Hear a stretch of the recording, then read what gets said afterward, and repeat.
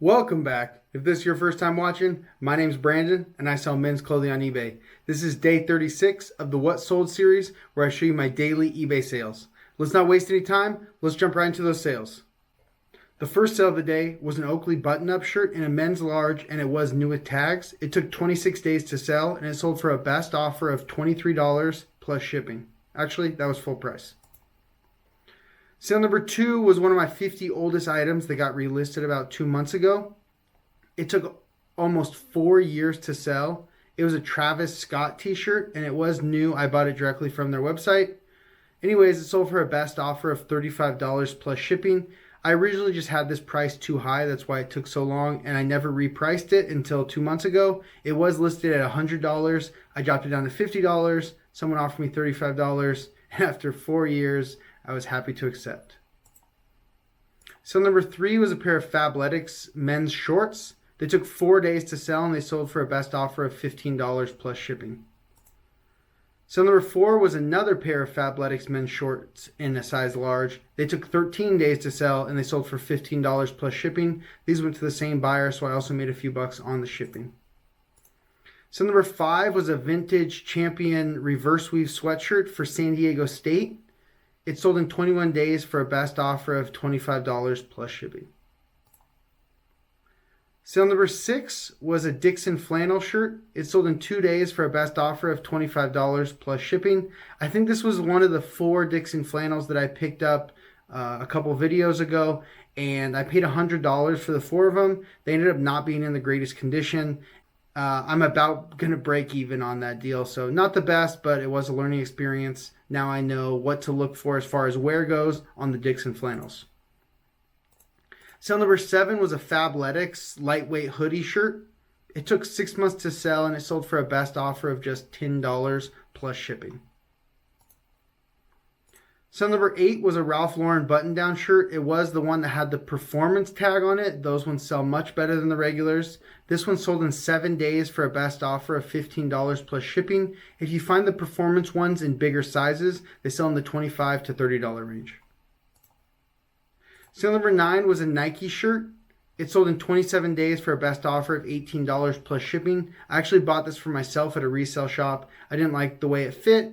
So I ended up selling it, and I think I probably broke even. I might even lost a couple dollars because I usually pay up when it's things that I want, not expecting to resell, and just happy to break even when they don't fit. Sale number 10 was a Viore pocket t-shirt. It sold in 10 days for a best offer of $17 plus shipping. It did have some like something on the back of it, Kaz Training Club, and it still sold for $17. Viore stuff just always sells great. Sale number 11 was a Disney Lilo and Stitch Hawaiian shirt. It sold in 26 days for a best offer of $17 plus shipping. I remember picking this up about a month ago and thinking that it probably wasn't the best time to pick it up because it was the end of the summer, and I did pay $9.99 for it. So I'm only making a few bucks on it, but I decided just to move it anyways because if not, it's probably not going to sell till next summer. So I'm just happy to make my few bucks and move on. I probably shouldn't have picked it up in the first place. So number 12 was a pair of men's diesel jeans. They sold in 4 days for full price, $30 plus shipping. They did have a spot on the leg, or else they probably would have sold for closer to 50 bucks. But I picked them up for I think $9, or it was either $9 or like $16 at a resale shop. So still making a decent profit either way. So number 13 was a Pendleton flannel shirt. This one was called the Maverick. It took 45 days to sell and it sold for a best offer of $50 plus shipping, and it wasn't a great size, men's 2XL. Most Pendletons in 2XL, if they don't have any flaws, are going to sell really well as long as they are the wool ones. So number 14 was the vintage United States Marine t-shirt. It took 4 months to sell and it sold for a best offer of $10 plus shipping. Sale number 15 was another Viore item. It was a pair of the Meta pants. They sold in 4 days for a best offer of $44 plus shipping. They did have a little mark by the pocket, or else they probably would have sold for $5 or $10 more.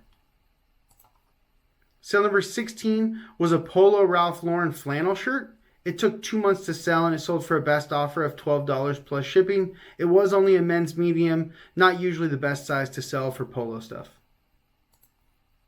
Sale number 17 and the final sale of the day was a pair of Fairtex boxing shorts in a size XL. They sold in 4 days for a best offer of $30 plus shipping.